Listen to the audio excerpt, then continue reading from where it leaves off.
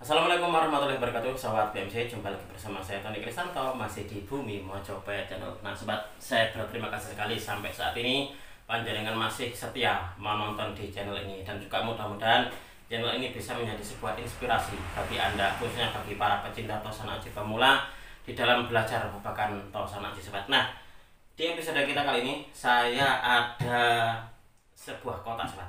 Nah, ini adalah kotak pusaka. Di dalam kotak pusaka ini ada pusakanya. Wah, lumayan ini. Beratnya lumayan ini sobat. Nah, ini besar loh ini.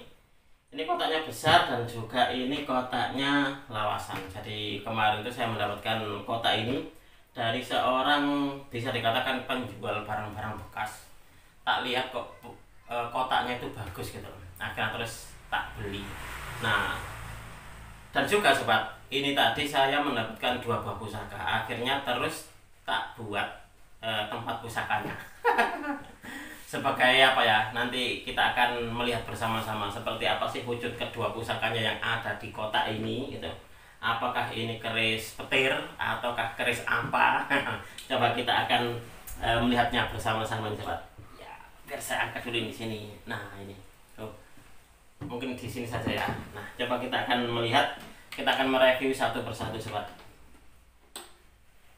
Nah, ini kotaknya masih bagus loh. Kotaknya masih bagus meskipun ini tidak baru. Nah, meskipun dia tidak baru, tapi ini masih sangat bagus sekali dan sangat layak ini. Itulah kenapa kemarin terus wah ini cocok ini buat ini apa tempatnya pusaka saya. Coba kita lihat dulu dari pusaka yang pertama. Nah, ini pusakanya seperti ini sobat. Jadi apa ya, bisa dikatakan ini adalah pusaka-pusaka yang biasanya di lokasian itu banyak juga yang seperti ini, jadi tidak terawat. Padahal sebenarnya sobat, ini adalah pusaka warangkanya ini bagus loh. Warangkanya ini bagus, saya sangat yakin sekali nanti kalau sudah diservis oleh tukang warangka saya, maka akan nampak keindahannya dari pusaka ini sebenarnya. Ini dari kayunya pun sebenarnya ini adalah kayu bagus, dan ini ganjar iras. Ini ganjar iras. Ini nanti rencana gini sobat. Ini mau tak belikan pendok baru. Nah, pendok baru mungkin pendok kemalu atau apa nanti. Lalu untuk di warangkanya pasti akan saya serviskan biar nanti di servis yang bagus oleh tukang saya. Nah, seperti ini. Dan untuk di pusakanya sendiri ini sebenarnya adalah pusaka bagus loh. Dadarnya pun juga ini lumayan loh ini. Dadarnya ini juga bagus, warangkanya pun juga sebenarnya ini adalah warangka bagus. Hanya saja ini tidak terawat sobat. Jadi akhirnya seperti ini. Anda pun juga kalau melihat pusaka ataupun juga warangka yang dekil, kotor, berkarat, pasti tidak ada rasa apa ya, ngehnya itu kurang ada gitu loh. Tapi nanti seumpama sudah dirawat, dibersihkan, lalu juga diserviskan yang bagus, kerisnya pun juga diwarangi, maka Anda nanti akan timbul rasa suka kepada Tosan Aji. Itulah kenapa di antara para pecinta Tosan Aji itu terkadang gini, pusaka-pusakanya kalau yang masih kotor itu gregetnya itu kurang di dalam dia itu suka dengan pusaka. Tapi kalau sudah dalam keadaan sudah bersih, lalu juga tidak kotor, apalagi tampilannya glowing, menyenangkan banget, pasti bisa dipastikan bahwasanya memegangnya ataupun juga memiliki, maka akan ada kebanggaan tersendiri. Itulah kenapa di galeri saya pertama adalah saya memang betul-betul ngajeni atau menghormati dari sebuah karya seni. Yang kedua adalah saya ingin mengesampingkan atau agar pusaka-pusaka ini tidak nampak kewingitannya atau tidak nampak mistiknya, tidak nampak kliniknya. Karena seperti yang kita ketahui sobat, di masyarakat kita ini masih memandang keris itu sesuatu yang tabu. Keris itu identik dengan perdukunan dan juga yang lain-lainnya. Keris itu syirik dan juga yang lainnya. Nah, saya ingin menghilangkan kesan seperti itu. Karena apa? Karena memang para masyarakat awam ini sebenarnya pun juga tidak salah 100% gitu loh. Karena apa? Karena selama ini yang kita ketahui keris itu dibungkus dengan kain kayak kain putih ataupun apa. Jadi kesannya itu betul-betul horor gitu loh. Lalu dikasih bunga-bunga, diasapi. Nah, seperti itu. Itulah kenapa saya ingin mengajak kalau kalau untuk saya pribadi, kita merawat, kita menghargai tidak secara berlebihan, karena bagi saya pribadi berlebihan itu tidaklah apa ya, saya tidak suka sesuatu yang berlebihan gitu, seperti itu. Oke, kita kembali lagi untuk melihat isi dari pusakanya ini seperti apa. Coba kita akan lihat bersama-sama ini sobat.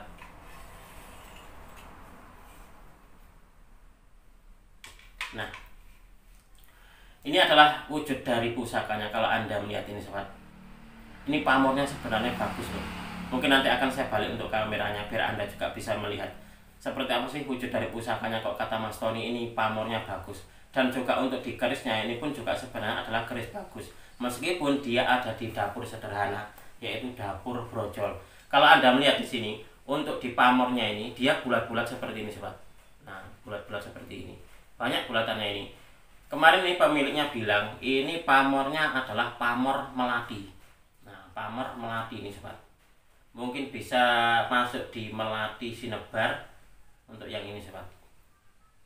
Nah, ini bagus loh ini untuk di pamornya. Nah, ini adalah dapurnya dapur brojol, dan untuk di pamornya ini adalah pamor melati. Dan kalau kita melihat, saya melihat di sini sobat, di bagian sor-sorannya ini semacam ada kayak rojo gundolonya. Nanti biar lebih apa ya, lebih jelasnya, biar diwarangi dulu oleh tukang warang saya, biar kita tahu kira-kira ini rojo gundolonya ini membentuk sosok apa, apakah sosok hewan ataukah sosok manusia di bagian sor-sorannya ini sobat. Nah, ini adalah pusaka yang pertama yang saya dapatkan hari ini tadi. Coba untuk selanjutnya, nah untuk di selanjutnya ini sobat, ini bisa dikatakan keris yang cukup langka, dan kemarin pemiliknya bilang, saya tanya tentang tangguhnya, Mas, kira-kira ini tangguh mana ini? Ini kalau untuk saya masuknya di tangguh Majapahit Mas Tony, katanya gitu. Coba kita akan melihat wujud dari pusakanya ini sobat. Nah, ini pusakanya. Saya mendapatkan cuma ligan saja, jadi tidak dengan warangkanya. Saya mendapatkan cuma seperti ini saja. Kalau Anda melihat di sini sobat, nah, kalau Anda melihat ini pamor yang unik. Ada dua kombinasi pamor. Yang pamor pertama adalah dia sodolanang. Nah, dia sodolanang, dan yang kedua adalah dia pamor tambal. Nah, jadi di satu keris ini ada dua pamor, nah, yaitu pamor sodolanang dan juga pamor tambal. Ini sebenarnya kalau dikupas lebih jauh, maka ada apa ya, filosofi yang sangat yang sangat mendalam yang dikandung oleh sebuah pusaka dengan dapur brojol, dengan pamor, dua pamor ini tadi, yaitu sodolanang dan juga pamor tambal ini sobat. Keren loh ini. Ini nanti rencananya akan saya mungkin tak belikan atau dibuatkan warangka baru mungkin ya, biar apa ya, ngajeni pusakanya. Kalau ini sudah dalam keadaan diwarangi oleh teman saya,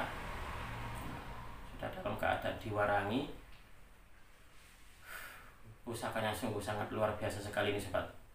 Bisa dikatakan pusaka ini 1001, jadi 1000 pusaka mungkin cuma ada satu ini saja yang bentuknya seperti ini.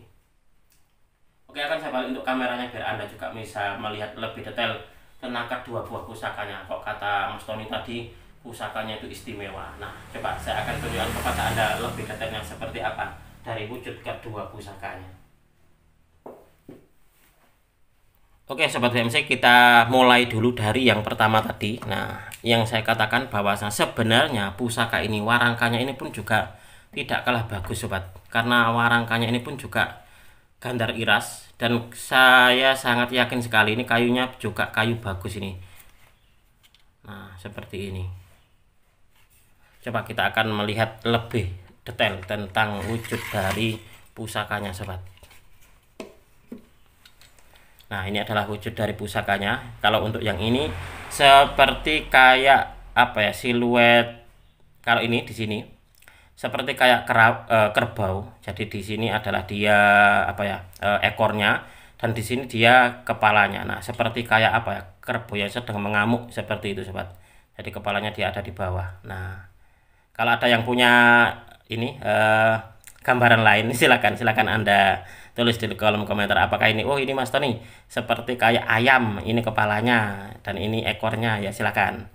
Nah, lalu di sini di bagian ini semacam kayak siluet apa ya ini ya. Ini kayak kepala, lalu ini kupingnya, 2 kuping. Nah, ini badannya. Kira-kira ini apa ini ya? Itulah kenapa saya meyakini kalau untuk di bagian sor-sorannya ini ada pamornya, yaitu pamor Raja Gundala. Nah, pamor Raja Gundala, sedangkan di bagian atasnya ini adalah melati. Nah, kemarin tuh pemiliknya bilangnya melati gitu saja. Jadi tidak melati tumpuk ataukah melati sinebar. Dia tidak ini tidak menjelaskan apakah ini kira-kira melati sinebar apa atau melati tumpuk ya. Kemarin saya juga ini lupa kira-kira menanyakannya, kira-kira ini masuk di melati apa gitu loh. Keren loh ini. Ini nanti kalau diwarangi saya sangat yakin sekali pamornya ini ngebior. Nah, karena untuk di warangan lamanya saja sudah terlihat. Nah, sudah terlihat bahwasanya pamornya ini adalah pamor yang bagus banget. Nah, ini sobat. Oke, untuk di pamornya silahkan Anda perkirakan sendiri apakah betul masuk di melati tumpuk ataukah melati sinebar ataukah pamor Jung Isi Dunyo. Nah, silakan. Ini adalah pusaka yang pertama sobat, dengan dapur brojol, dan pamornya ini ada 2 pamor, yaitu pamor Dwi Warno. Yang pertama adalah Raja Gundala bagian sor-sorannya, lalu yang kedua ini adalah pamor melati. Kalau menurut dari keterangan pemiliknya ini adalah pamor melati. Nah, ini adalah pusaka yang pertama. Coba kita akan melihat di pusaka yang kedua sobat. Nah, ini adalah pusaka yang kedua yang baru saja saya dapatkan ini. Bentar. Nah, ini adalah wujud dari pusakanya. Ini adalah penampakan pusakanya nih sobat. Nah, seperti ini nih. Nah, untuk di sodolanangnya atau pamor sodolanangnya, dia sampai ke ujung sobat, atau sampai ke puncaknya. Jadi dia tidak menerjang di bilahnya. Nah, dia tidak berbelok, tapi dia menuju ke bagian atas. Nah, seperti ini. Kalau untuk saya adalah apa yang menjadi sebuah cita-cita atau harapannya, dia akan tertuju ke puncaknya. Tapi kalau dia belok, itu kalau saya loh ya, di dalam pemahaman saya, cita-citanya itu tidak sampai. Nah, itulah kenapa kalau di dalam dunia Tosan Aji, pamor sodolanang atau pamor yang bergaris seperti ini, tapi dia belok ke bagian sisi bilahnya, ini namanya adalah nerjang landep. Nah, bukan sodolanang, tapi nerjang landep. Nah, seperti itu. Dan hal tersebut pun juga berlaku pada keris dengan pamor lentang kemukus lah. Lentang kemukus itu kan dia perpaduan dari 2 pamor, yaitu pamor sodolanang dan juga pamor yang di bagian bawah ini dia menggumpal, bisa bawang sebungkul, bisa waswutah, dan juga pamor-pamor yang lainnya. Tapi kalau di bagian ujungnya ini dia belok, maka hal tersebut adalah bukan apa ya, kalau untuk saya loh ya, bukan masuk di lentang kemukus, tapi tetap di nerjang landep. Karena apa? Karena di bagian ujungnya dia ini belok, jadi tidak sampai ke ujung bilahnya. Nah, ini bagian sisi baliknya sobat. Keren ini. Itulah kenapa saya menyebut bahwasanya 1000 keris mungkin belum ada yang seperti ini. Jadi 1001 lah bisa dikatakan seperti itu. Karena saya juga baru saja mendapatkan yang seperti ini sobat. Ini sangat langka banget loh ini kerisnya. Ini nanti kalau nggak salah nanti akan saya buatkan warangka apa ini enaknya ini sobat. Luar biasa sekali nih pusakanya. Nah, sangat beruntung sekali kemarin saya mendapatkan pusaka ini, dan akhirnya pusaka ini jodoh. Setelah sebelumnya juga teman saya bilang, Mas ini ada yang nawar loh katanya gitu. Wah, saya gini, kalau nanti memang jodoh saya ya berarti saya bisa memahari, kalau memang tidak jodoh dengan saya ya berarti terlepas dari genggaman saya sobat. Keren banget ini. Dan untuk di PSI nya ini pun juga masih panjang. Nah, PSI nya ini masih panjang loh ini. Keren banget ini pusakanya nih. Oke sobat, mungkin untuk di video ini cukup sekian. Saya berterima kasih sekali lagi kepada Anda yang sudah menonton video ini mulai awal hingga akhir. Mudah-mudahan video ini bisa sedikit menambah pengetahuan dan juga wawasan khususnya bagi Anda para pecinta Tosan Aji pemula. Apabila ada kesalahan dan juga ada kekurangan di dalam saya menyampaikan uraian ini tadi, saya memohon maaf yang sebesar-besarnya. Marilah kita bersama-sama untuk mengenal, mencintai, merawat dan melestarikan Tosan Aji Nusantara, karena kita adalah pewaris dari budaya ini. Dari saya cukup sekian, terima kasih dan wassalamualaikum warahmatullahi wabarakatuh. Rahayu, rahayu, rahayu.